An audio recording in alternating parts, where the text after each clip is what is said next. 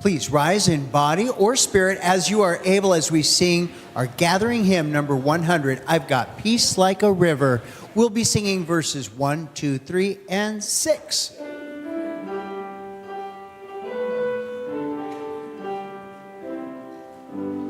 I've got peace like a river, I've got peace like a river, I've got peace like a river in my soul.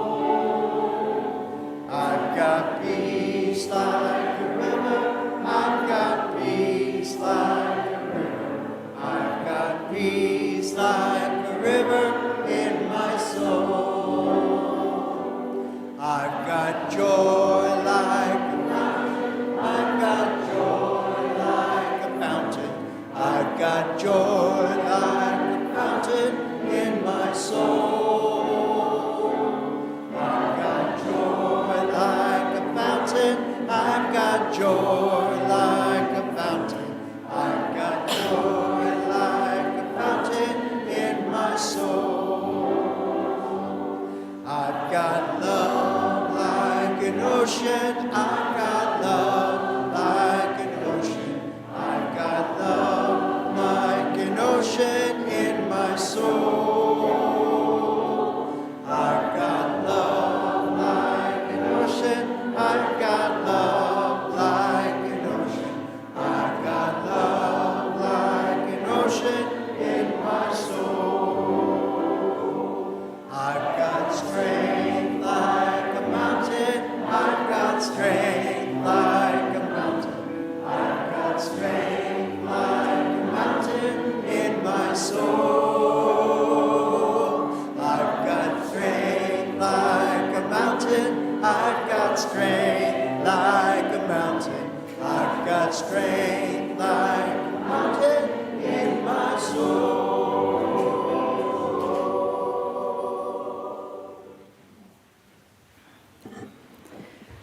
Good morning, and welcome to the Unitarian Universalist Congregation of Salem.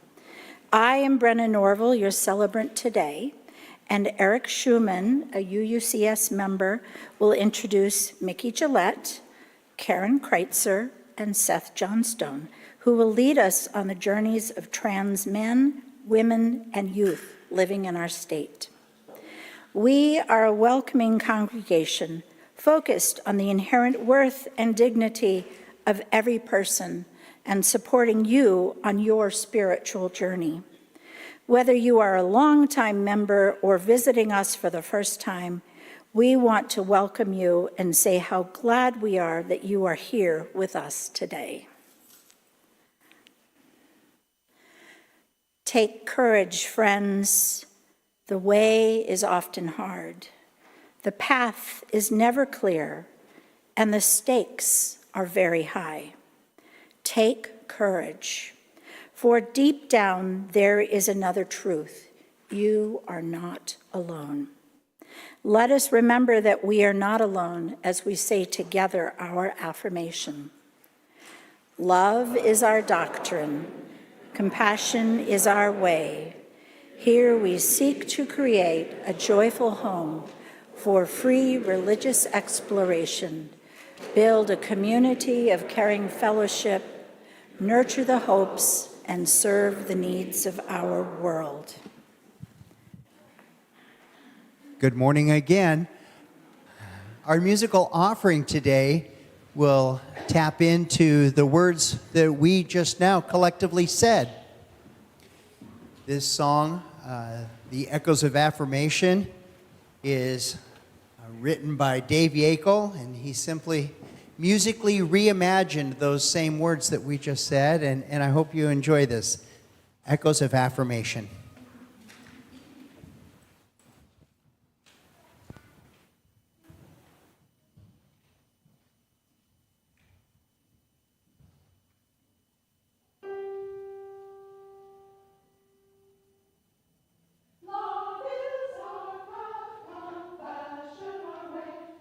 Treasure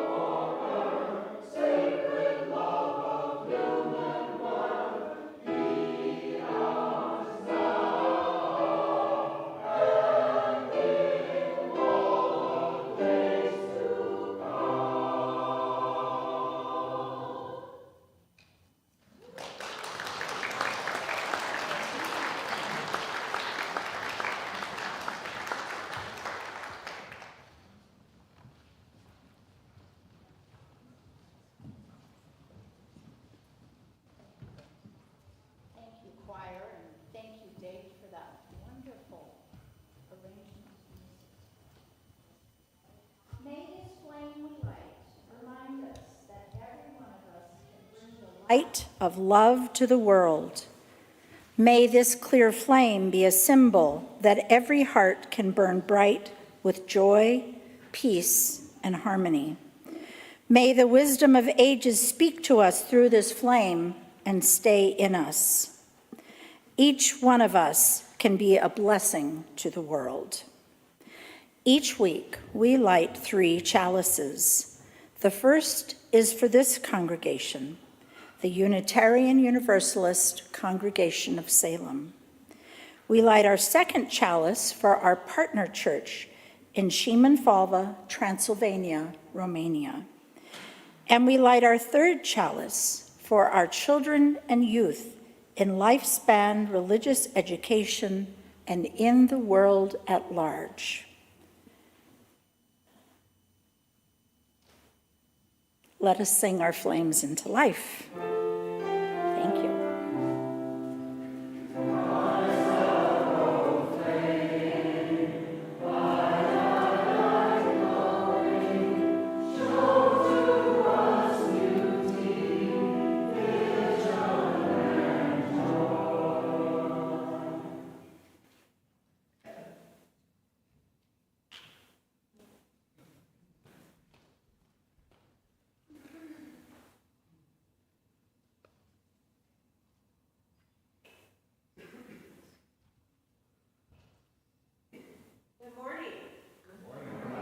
Hello, happy Cinco de Mayo. We're gonna be having some festive fun and back today, but before that we have a special guest, Mr. Eric Schuman. Can you come on up and read a story? And everybody young or young at heart, can you come on up? We have a special story for you today. Well, I'm not really a special guest. I'm here all the time.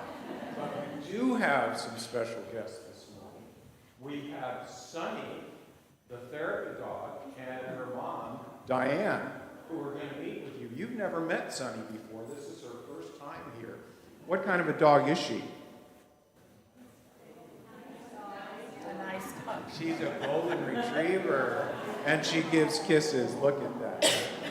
So we have today a story to share with you about another therapy dog who's not scratching at the moment. So if we could bring the story up, please, on the slides. Yeah, it's about Nike. Nike, the adventuring therapy dog. There once lived a golden retriever named Nike who really loved to hike. Do you like to hike? It's kind of fun, isn't it? To wander and chase spectacular views while looking at the sky and its colorful hues. He swam many lakes and climbed lots of peaks. Nike blazed countless trails most days for weeks. Hiking in the sun and running through the snow, if it were an adventure, Nike would go. But Nike needed more than only to explore. He dreamed he'd have a job of becoming a therapy dog. So at just 2 years old, Nike ventured to be bold. He would try his very best to pass the therapy dog test. But could it be done while still having fun? Could he really do it if he chose to pursue it? It would take hard work and a lot of motivation, not to mention a ton of determination. With focus and grit, Nike wouldn't quit. He could climb any mountain, and a mountain this would be, a challenge with each step, but he was full of positivity. He practiced and trained for hours and days, working on skills like sits and stays. The day came near until the test was here. He was nervous and excited, but he would soon be delighted. Nike passed the evaluation and was now part of a therapy dog organization. The hospital is where Nike chose to volunteer for those in need of a little bit of cheer, bringing love and being kind to anyone he could find. He would go the extra mile if it meant he got a smile. An adventuring therapy dog, Nike is today, bringing happiness and joy to every girl and every boy. Therapy dogs are special, you see. They help a lot of people, just like you and me. Thank you, Sonny, and thank you, Diane. Thank you. Great story. Annie will be coming on up to do the birthday cards for this month. So I found 3 birthdays for the month of May. I've got Sadie and Camellia and Sabrina. Are any of them here? Nope. Or is there anyone else? It's Molly's birthday. You can give one to Molly. Happy birthday, Molly. Yes. Okay. And remember to come the first Sunday of the month to get your birthday card. And I'll get these other ones in the mail. Thank you. Okay, a couple announcements. This month's Parents' Night Out event is going to be super fun. We're doing the movie Lightyear from Disney Plus. It's $25 per child or $40 for 2. It's 3 hours of childcare with childcare providers that are background check approved. We have fun on the playground, in the forest, feeding the farm animals. And then we do the movie on the big screen in the fellowship hall, and we serve dinner and snacks. So it's a really good time. And then we are having pastries with parents for Mother's Day. After the Sunday service on May 12th, we're going to be having pastries from local vendors and activities on the tables for everybody to enjoy. So I hope to see you all there. Okay, if everybody can stand up in the center to create the love arch, we will be on our way. Thank you.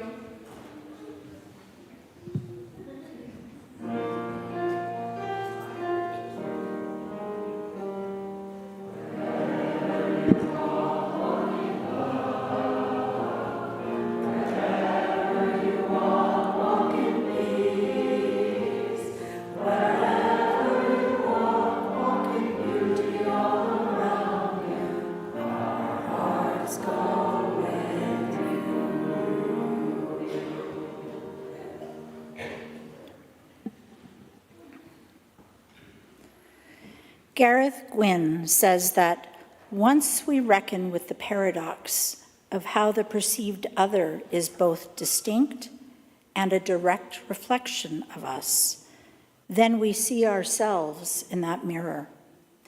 We see everyone and everything as reflecting an aspect of ourselves that we get to reclaim. Those we might have judged become guideposts for our own liberation. Our triggers become welcome signs that we have rejected something inside of us. The idea that you are either with us or against us is a limiting lens that perpetuates humanity's suffering.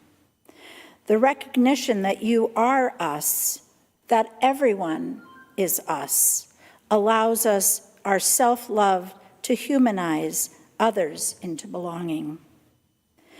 Are there parts of yourself that you have a hard time embracing? Your judgmental self, your lazy self, your vulnerable self, your quick to anger self. Allow yourself the compassion and self-love to know that you must accept these parts of yourself, just as others need us to be compassionate with them. May we recognize the common humanity in each other and the love that binds us all together. Psychologist Carl Rogers says, people are just as wonderful as sunsets if I can let them be. In fact, perhaps the reason we can truly appreciate a sunset is that we cannot control it. When I look at a sunset, as I did the other evening, I don't find myself saying, soften the orange a little on the right-hand corner and put a little bit more purple down at the base and use a little more pink in the cloud color. I don't do that. I don't control a sunset. I watch it with awe as it unfolds. I like myself best when I can appreciate my staff members, my children, my grandchildren in this same way. May I be grateful for the many colorful sunsets that are in my life.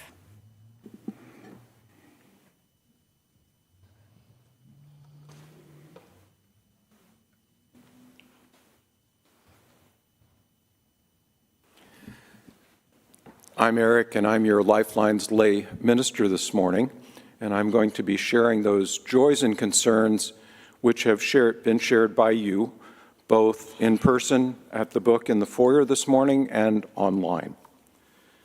The first is a concern from Jane Mout. My brother-in-law, Ted, was placed on hospice, comfort care only, on Tuesday, the day before I left visiting him. Ted has been in decline from Parkinson's disease. Please hold my sister, Mary Jo, and my niece and Ted's family in your thoughts. He led a full and interesting life as a photographer and artist. Another concern from Louise Myers. Please hold my niece Trinity in your hearts. She is facing brain surgery on Tuesday. Healing energy is appreciated. Joys. The first from Jesse and Paul Wilson. Our new grandson, Brody, arrived on February 23rd. He's a delight to the whole family. From Joe Bateman, thanks to the people who are keeping our yard looking great. From Joel Woodman, it is a joy to share that Carolyn Woodman is home from the hospital after 3 weeks in intensive rehabilitation. We remain optimistic that her recovery will continue. And the last joy from Alan and Gloria Holland. We look forward to interesting sights in Greece. We're leaving tomorrow for 2 weeks, and then he says, "See you later." He's very young at heart, Alan is. And we light one final candle for those joys and those sorrows which are in our hearts and not expressed. Lifeline's lay ministry is composed of about 7 or 8 of us, members of the congregation, who are here to reach out to you in your time of need when you're going through a difficult passage in your life and when you need a listening ear. That's what we're here for.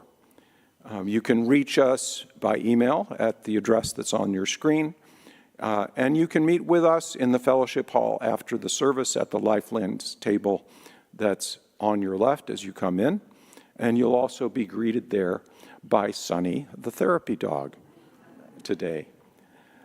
Next week is Compassionate Connections. If you need some hands-on support during a difficult time, please come to the front of the sanctuary immediately after the service tomorrow to be supported by Lifeline's lay ministers and Reverend Rick. Thank you.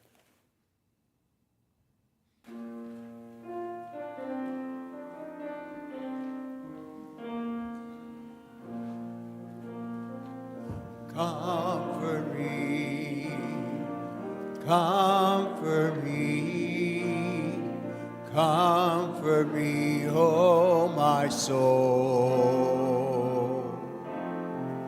Comfort me, comfort me, comfort me, oh my soul. Sing with me, sing with me, sing with me, oh my soul. Sing with me, sing with me, sing with me, oh my soul.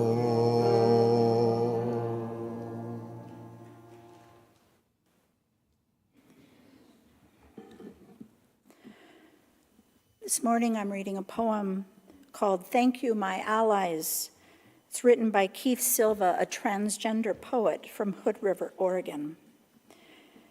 When you call me by the name and pronouns I adore, you give me a gentle, warm hug, a hand up, a healing balm, a bright smile in the dark, a heart-opening wink, a bouquet of flowers, a yarrow blossom circle of protection, a tender rose of sweetness, years on my life, a burst of energy, the ability to focus, a nourishing sense of safety and belonging, a happy memory, a warm cup of lemon balm love. When you call me by the name and pronouns I adore, you give me wellness, welcome, and home. Thank you.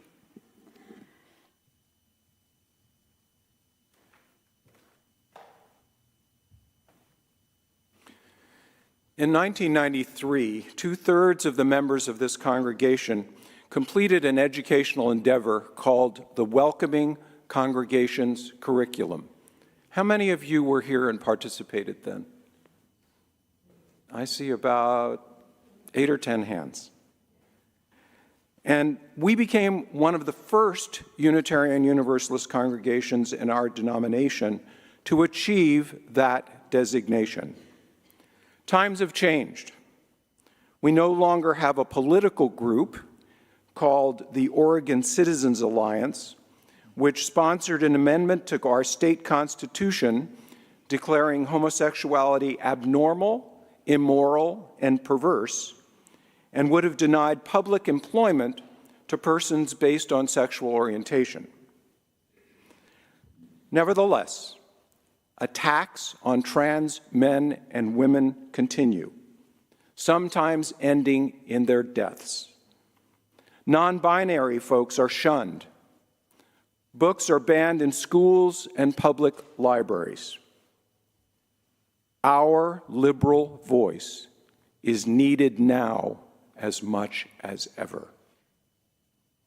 This morning, I have the privilege of introducing 3 representatives of Basic Rights Oregon, a 28-year-old civil rights organization which supports the human rights of LGBTQ Oregonians. You're invited to meet our speakers after today's service during the coffee hour in the fellowship halls, so we hope you will engage with them then. And therapy dog Sunny as well. Our first speaker is Mikki Gillette, and I met Mikki first in 2018 in her role as Major Gifts Officer at Basic Rights Oregon. Her background includes a BA from UCLA and a master's degree in education from the University of Oregon. Mikki's fame, and she is quite famous, extends into the world of the arts. Due to her work as a playwright, in 2022, Willamette Week named her one of the 25 people shaping the arts in Portland. Her show, American Girl, which tells the tragic true story of Nikki Kuhnhausen, a trans teen killed in a hate crime in Vancouver, Washington, was featured in American Theater magazine and was awarded Best Play in 2023 by Broadway World Portland. Wow is right. And her new show, Blonde on a Bum Trip, is being produced by Fuse Theater and opens on May 16th at Reed College. So come see it. Our second speaker, Seth Johnstone, joined the team at Basic Rights Oregon in 2021 as the Trans Justice lead trainer and organizer. Seth moved to Oregon in 2004, and after facing many challenges with the lack of resources, access, and rights as a transgender young person, he committed to striving to make the future different in Oregon.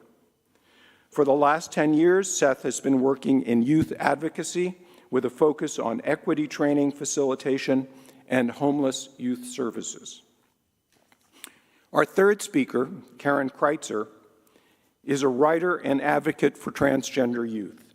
Born and raised in Texas, she fought against anti-trans legislation before relocating her family to Oregon. Karen has worked closely with grassroots equality organizations such as Equality Texas and Basic Rights Oregon.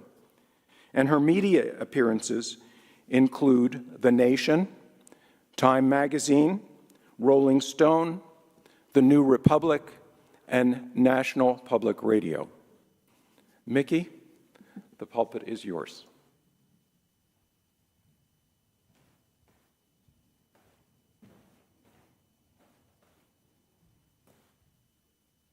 Thank you for the introduction, Eric. I was nervous about making my remarks, but now I'm just embarrassed about all the nice things that you said about me. Thank you also to the congregation for inviting us to speak today. I'm going to speak a little about my personal story, and I'm also going to talk about the issue of trans healthcare for minors, because I know that's something that people are hearing about in the news and that are affecting people's lives, like Karen and her family. And I'm also going to invite empathy around these issues, because I feel like that's something that's missing in our discussions about these topics. So I'm a person who knew from age 3 or 4 that I was a girl. That was just something that I knew about myself. And I grew up in a time where there was just no framework for understanding that. There was no public language around it. There were no transgender public figures. It was almost dystopic in that way, to know something about myself but not see any reflection of it. My family, I was an only child. My parents were not, very healthy people, and when I shared that with them, they became very angry and kind of violent, and it just became something that I understood that I needed to hide and that I felt shame about. So I would go to school, not as myself, and then at night I can remember lying in bed and just trying to figure out how I could convince everybody, everybody in my life that, I'm a girl and that's how things should happen, even though I couldn't really envision that. It's common for people to say now, how could a young person know what their gender is? We can't let them go around changing their gender because that would have to be a mistake. And you might hear that, like in the news. In my experience, the people who are saying that are either people who don't want there to be any transgender people, and they think this is a way to help stop that, or people who are afraid that maybe their kids might be transgender, or maybe their kids, their kids couldn't possibly be transgender, but they might say they're transgender, and then that might be something they regret later. And I wish that in these conversations, people would be listening to transgender people, parents of transgender people like Karen, doctors who treat transgender people every day, because there are experts on these topics, and those just aren't the voices that are being heard. About doctors, every medical association, every psychiatric association is unanimous about the kinds of care that transgender youth should receive. And it's kind of shocking to me that those people aren't being listened to. So right now in the US, 24 states have banned care for minors, transgender care for minors.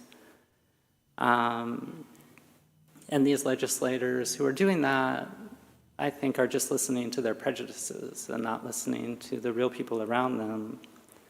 I'm going to share a couple of statistics with you. The first one comes from a 2023 article from the Journal of the American Medical Association about the regret rate from people who had experienced gender-affirming surgery. So transgender people who had surgery, the statistic was less than 1% of the people who were studied regretted having that surgery. The second study is from the National Institutes of Health, who studied the regret rate for knee replacement surgery. The regret rate for that surgery was 18%. I follow the news pretty closely. I haven't heard Republican legislators saying that we need to protect all these poor adults who might get a knee replacement surgery and then regret it and have irreversible harm done to them as a result. The most vivid time in my young life was puberty, and that was a time when every day my body was changing in the exact opposite way than I wanted it to. And I would see my female peers in school, and their bodies were changing in the exact way that I would have liked my body to. And I also knew that I was being perceived by everyone around me in a way that didn't match the way that I perceived myself. There's terms that we use in the transgender community that you may have heard. One is gender dysphoria and one is gender euphoria. And gender dysphoria is the distress a person feels when the way they know themselves to be doesn't match the way that their body is or that they're perceived by the people around them. And then gender euphoria is the opposite of that. So I'll never know, or wait, am I skipping ahead? Oops. Oh yeah, so for the empathy, I think this is okay to do. We're in a spiritual place, but if you want to opt out of this, please feel free. I would invite everyone to just close your eyes for a second and imagine going through your day being perceived as the gender that you don't know yourself. That's the opposite of how you would see yourself. So maybe if you're male, you go to the grocery store, everybody interacts with you as though you're female. If you're female, maybe you go to the gas station or you go and visit your family, and everyone interacts with you as though you're male. If you're non-binary, you probably don't have to do this. You probably got a pretty good idea. But that is the kind of feeling. Oh, and thank you for doing that, and everyone can stop. But that maybe gives someone an idea of what gender dysphoria is like. So I will never know what my body would have been like if I wasn't exposed to testosterone, because I started transitioning as an adult. I'll never know what my voice would sound like if I hadn't been exposed to testosterone. And I can still love my body and love my voice, but that doesn't mean there's not that dissonance there.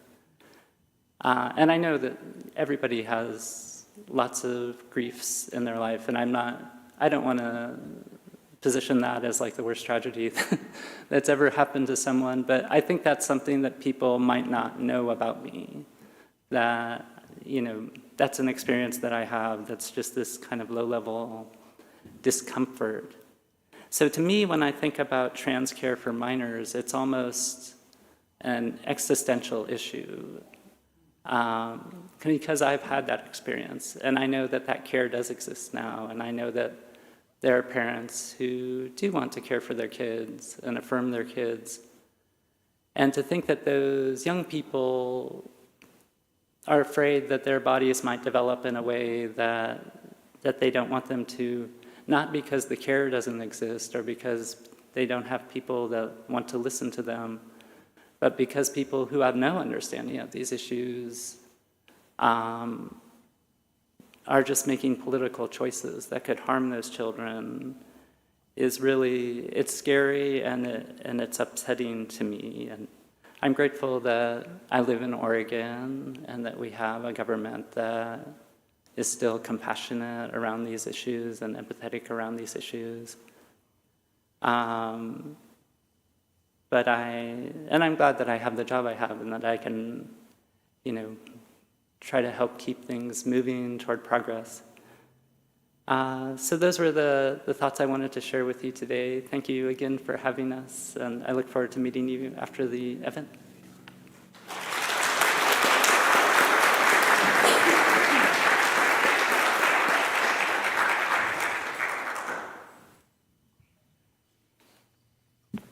Good morning, everyone. My name is Seth. I have the honor and privilege of being the Transgender Justice Program Manager at Basic Rights Oregon, and that means that I get to hear from lots of folks across the state who are either looking for supportive resources or are experiencing discrimination and seeking some sort of support from us as a resource. That means I also get to elevate those stories in the political space by hearing a pattern of lots of different stories repeatedly and turning that into public policy. So protections for folks in employment, protections for folks in educational spaces, things like that. So just want to say that that's what I bring here today is throughout my life, I've ended up in a career that I never expected, and it's really about elevating the experiences of all the people in my community.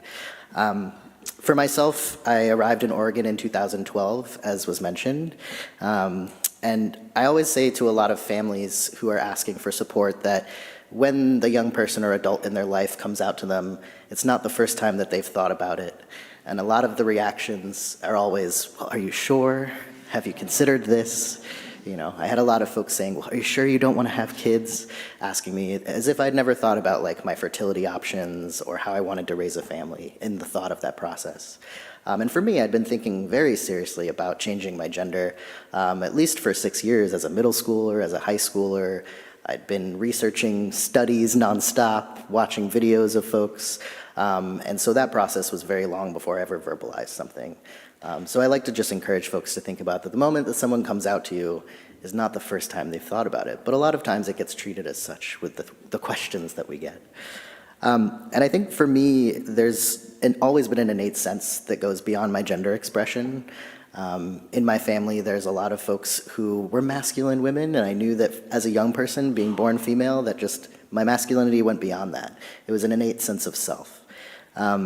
And because I had to do this journey much alone, like Mikki, there were not a lot of people, and I grew up in the early 2000s, in the 90s, when there were more resources, but still not enough visibility of positive stories of transgender people, like we have a little bit more today. And I found myself finding resources and community and definitions of who I was through the internet, and connecting with trans men who were in Montreal, Canada, or in Boston, and there were not a lot of clinics that like there are today here in Oregon. At the time, there was a place in Boston, California, there were maybe 5 across the United States. And we all were sharing our stories of what would happen to our bodies if we experienced medical care, and watching videos that we were all recording of, this person started medical care and this is them 6 months into it and this is how their community is responding. And that's how I found my medical care at the time. And I think it's really important to look at the relationships that I had that brought us to where we are now. And so it's incredibly important to have robust resources like Basic Rights Oregon, like Transactive, like PFLAG, because individuals are not having to be pen pals anymore across state lines and countries. There's organizations and volunteers and support there for parents and families that there may not have been when I was a young person. And that led me to finding an organization that supported my family, that changed the course of my life. The reason I do the work I do today is I found an organization called Transactive Gender Project back in 2007 and 8, and they were really supporting families of 3-year-old young kids who had not just said, I like boy toys or boy activities, but I am a boy. I'm not a girl, right? And these are very assertive statements that young people were making, and parents were not sure what to do and were coming to this organization for support. And I got the privilege of working with kids from age 3 to 25, families and parents who were going through a grief process or fearful of what their child might go through. I interned there after being a client there for about 3 years. And I had the privilege of watching an educator who became my life mentor, Jen Burleton, who really moved into spaces and did educational presentations throughout the 2000s and just created empathy.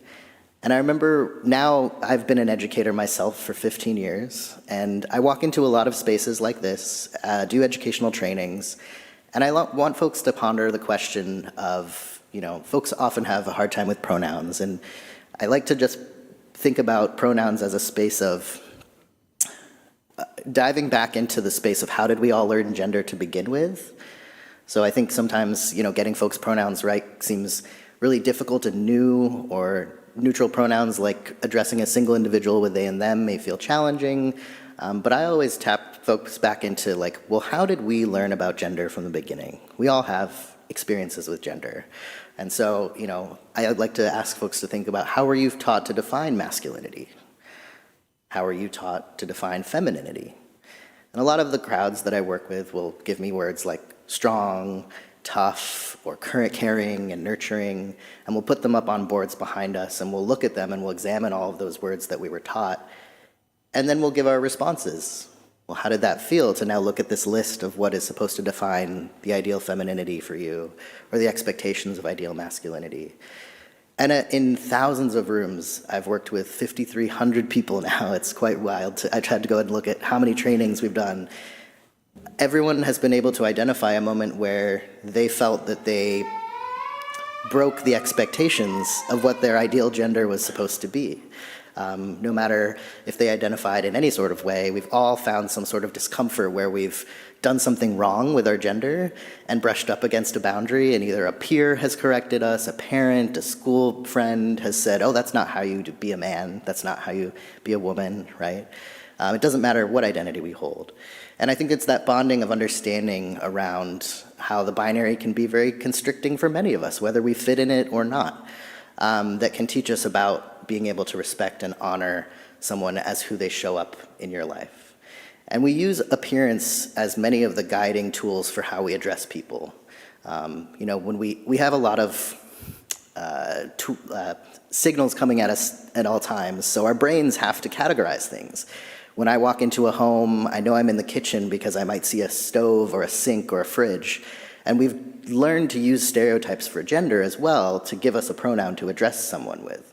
So I might see long hair, hear a deeper voice, and say she, and vice versa. And I encourage folks to think about, how are you taught the stereotypes and signals that encourage you to use a pronoun?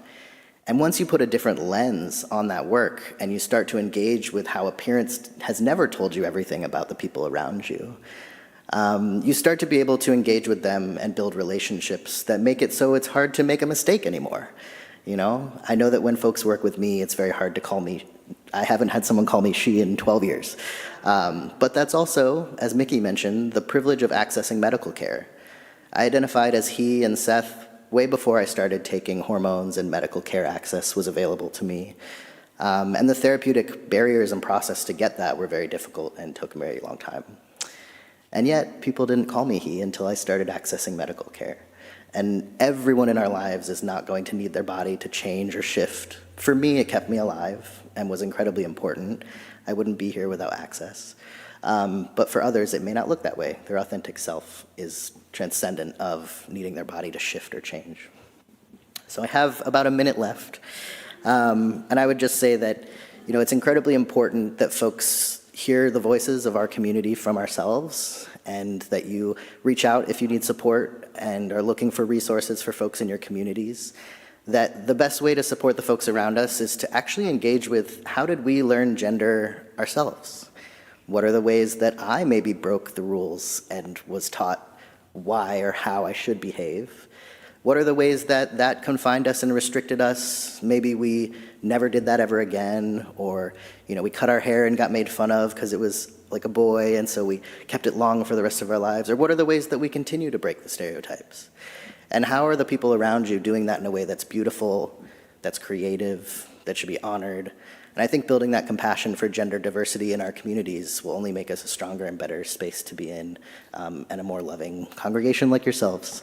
So please reach out to us for any sort of questions and resources. But I think most of all, I'm honored and happy to have Karen here. We work with so many volunteers and parents in our community, and that's been at the heart of my work. It's why my parents are at a place of loving and respecting me today, because organizations like Transactive helped my parents accept who I was. And it was more important for them to keep their kid than to live by some sort of ideals that they were holding on to, or grief of being proud of having a boy and a girl. Now they have 2 boys, and it's wonderful. As my dad likes to say, he was so proud of having a boy and a girl, but now he's just proud of his kids. So yeah, I'd like to turn it over to Karen, and thanks for having us here.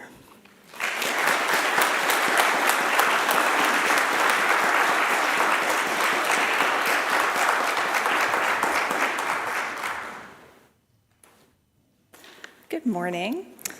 My name is Karen Krajcer. I am the parent of two beautiful children. One is a gender-expansive 11-year-old child who uses he, they pronouns, and my 12-year-old daughter is transgender. I've only been in Portland for about 2 years, and when people hear that I'm from Austin, Texas, they'll ask, well, what brings you to Portland? And they expect me to say something like, an exciting new job. But that's not the reason. Why did we move? I tell them, because my state government put measures into place to take my children into custody and put me and my husband in jail.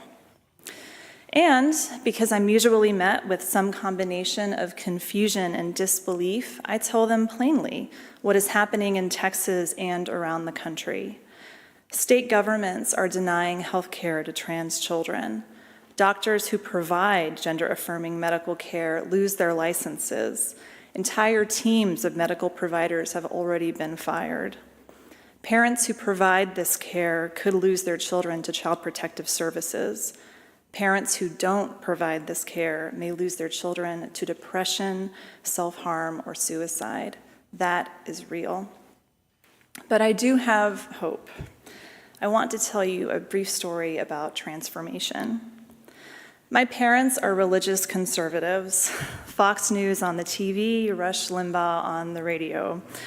My daughter, who was assigned male at birth, was 6 when I finally began to understand what she meant when she told me I am a girl. When I told my parents, my dad said, "How could a 6-year-old possibly know they're transgender?"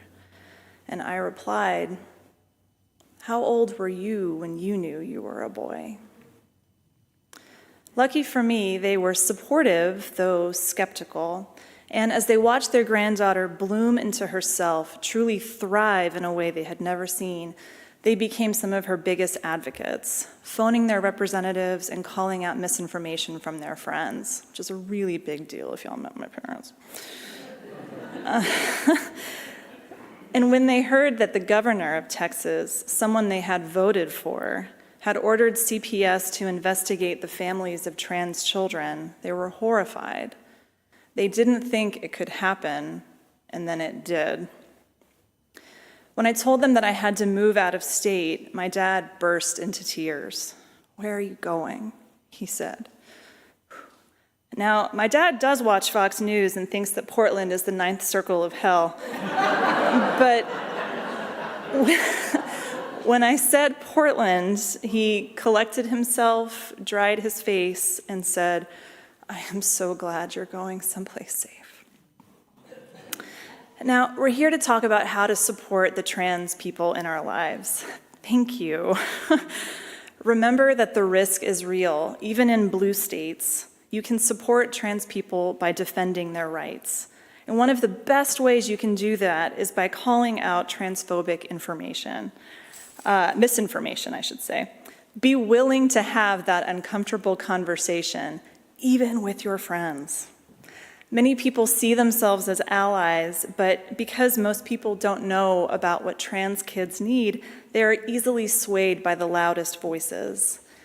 Intelligent arguments about protecting children from medical intervention or supporting women, being a feminist by denying trans kids the right to play sports, these tug at our heartstrings.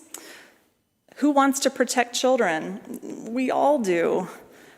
Who wants to support women? We all do. These phrases are part of a political marketing campaign generated by well-funded right-wing think tanks. It's impressive. They are so smart. But we are critical thinkers. Pay your friends and family the ultimate compliment by assuming they are mature and open-minded enough to be corrected, to be educated, to share, "Hey, I heard from this mom of a trans kid, and she said that the rate of trans people who regret medical transition is less than the rate of those who regret knee replacement." Or, "Yes, there are more people identifying as trans these days. Maybe it's because they feel like it's safer to do so." I think many of us are afraid to pick a side because many issues are complex and we're afraid of being wrong. When someone makes a statement about gender-affirming medical care, it's okay to admit you're not an expert. I'm willing to bet that the person saying trans kids shouldn't have puberty blockers isn't an expert either. Combating misinformation can be as simple as saying, "What makes you think that?" Or, "Do you know who funded that study?" Or, "Who signs that expert's paychecks?" My personal favorite is, when I have a medical question, I don't ask Twitter, I ask a doctor. All right, I'm gonna skip a little bit because this is long. Understand that parents of trans kids are exhausted, not because our kids are trans, but because we love and support our children in a world that doesn't understand them, and in many places is trying to legislate them out of existence. Know that we are making the best possible decisions with the information we have. A significant question that guides my decision-making is, what does my daughter want? What has she consistently wanted? And she has consistently and insistently told us she is a girl from age 6. If we withhold gender-affirming health care until she's 18, her body will endure permanent physical changes. If we force her to wait, she might not make it to her 18th birthday. Now let's talk about pronouns, y'all. So when my daughter was 6, she started using feminine pronouns. She asked my husband and I to start using feminine pronouns with her. But she was nervous about using them outside of the house. The summer after her 7th birthday, she was ready to try, and she decided to take her pronoun out to lunch. When the waiter came to take our drink order, my husband pointed to our daughter and said she would like a Shirley Temple. Later, when it was time to place our food orders, the waiter said, "And for the young lady?" And my daughter looked at that waiter and ordered the best hamburger of her life. He walked away, and our younger child threw his arms around his big sister and said, "You did it." That is the difference that a pronoun can make. When my daughter gets misgendered, it breaks her heart. I'll watch her disappear into herself all over again, just like she did when I used to tell her, "You're not a girl, you just like girl things, and that's okay." Even though I fully support her, the handful of times I've made a mistake, it's like I'm doubting her all over again. That's what it feels like for her. Yes, there is a difference between intentionally misgendering someone and accidentally doing it, but it still cuts. I read an email from a member of this congregation who admitted to having made some mistakes with pronouns. And at the end of their email, they wrote, "People's pronouns are personal, and I want to get them right to show respect." Perfect. Done. You've done it. It's a mind shift. When your friend William tells you, "I've decided to go by Bill," you do it. You make the effort because it matters to them. But you might say, "I'm already, if I'm used to calling somebody by one name, it's hard to break that habit. That's how I think of them." Okay, you can still do it. When someone gets married and changes their last name, you do it because they've asked you and you respect them. Is it hard? No, not when you respect someone and want to get it right. But what if I make a mistake? When you make a mistake, correct yourself. If appropriate, say you'll do better and then move on and do better. Practice if you need to. Refer to every new person you meet as they until they tell you otherwise. Practice telling a story about your trans friend and use their correct pronouns. Tell your service dog all about your wonderful trans friend's new pronouns. And finally, celebrate diversity but honor people's privacy. When we moved from Texas, my kids were elated to see so many trans people. We went to a coffee shop, and I was pretty sure the barista was a trans woman. And from my heart and my soul, I wanted to tell this person I was so happy she was there, so happy she was out living her best life as a trans woman, and so happy that my daughter could see this beautiful, grown trans woman living her life.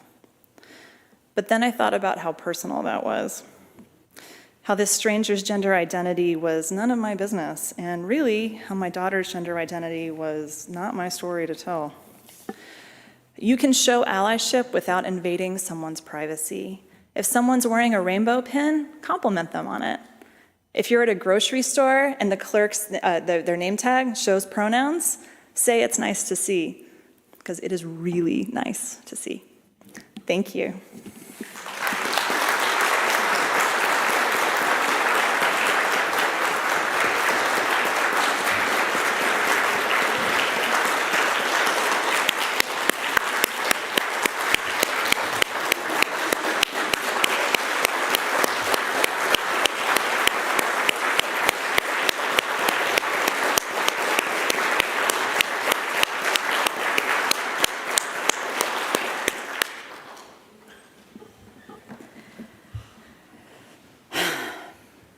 All of that.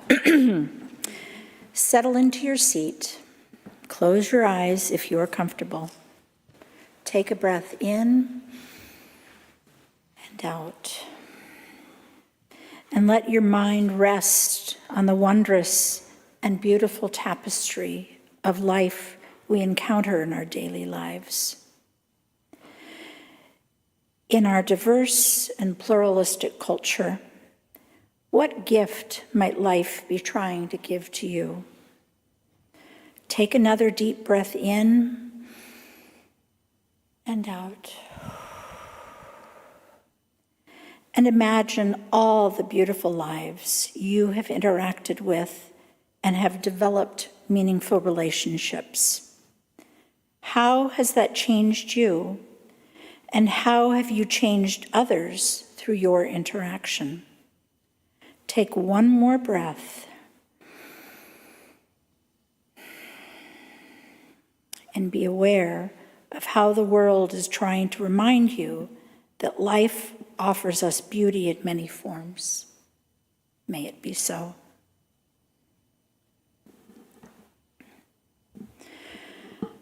We support UUCS through our pledges, time, and connections with one another. We support the Salem community through donations to the Marion Polk Food Share that can be put into the red wagon that is coming up the aisle. And for the month of May, Salem Harvest. Salem Harvest is a nonprofit organization, and its principal purpose is the distribution of food without charge to children or homeless, unemployed, elderly, or low-income individuals. Since 2010, more than 3.5 million pounds of fresh, locally grown fruits and vegetables have been donated, providing direct support for thousands of hungry families and individuals. Please send your checks to UUCS or visit our website and donate, or put your donations in the red bags that will be passed. Thank you for maintaining the community of UUCS and for helping the wider community of Salem.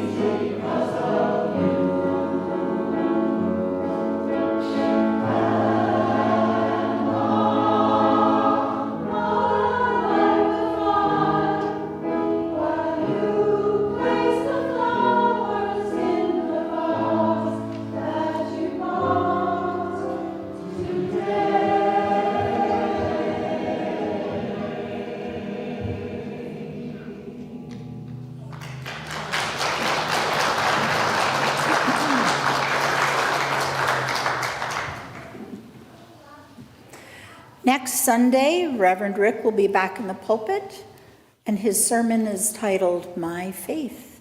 What is the faith that has guided me through my ministry? Come to hear and learn more.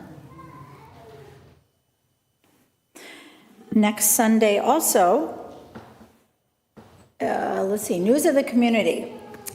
To receive UUCS's Friday email and monthly newsletter, contact the office at the phone number listed or email them or scan in the QR code.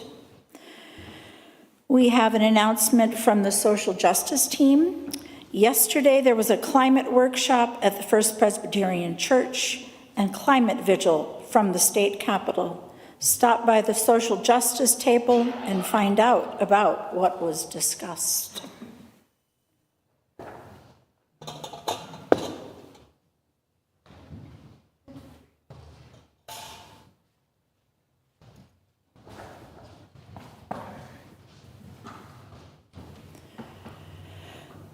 We take the light from our chalice, lighting the social justice lantern as a symbolic reminder of the light and justice that we carry out into the world.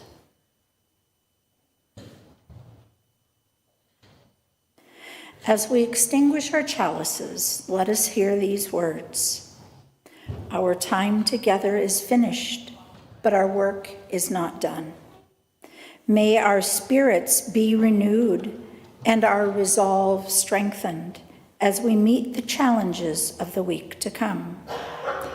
This chalice flame is extinguished until we ignite it again with the spark of our communion.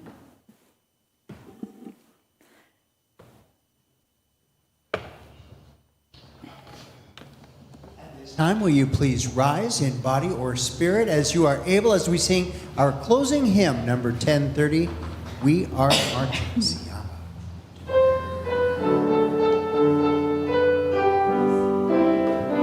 We are marching in the light of God. We are marching in the light of God. We are marching in the light of God. We are marching in the light of God. We are marching. We are marching. We are marching in the light of God. We are marching. We are marching. We are marching in the light of God. We are singing in the light of God. We are singing in the light of God. We are singing in the light of God. We are singing in the light of God. We are singing. We are singing. We are singing in the light of God. We are singing. We are singing. We are singing in the light of God. We are loving in the light of God. We are loving in the light of God. We are loving in the light of God. We are loving in the light of God. We are loving. We are loving. We are loving in the light of God. We are loving. We are loving. We are loving in the light of God.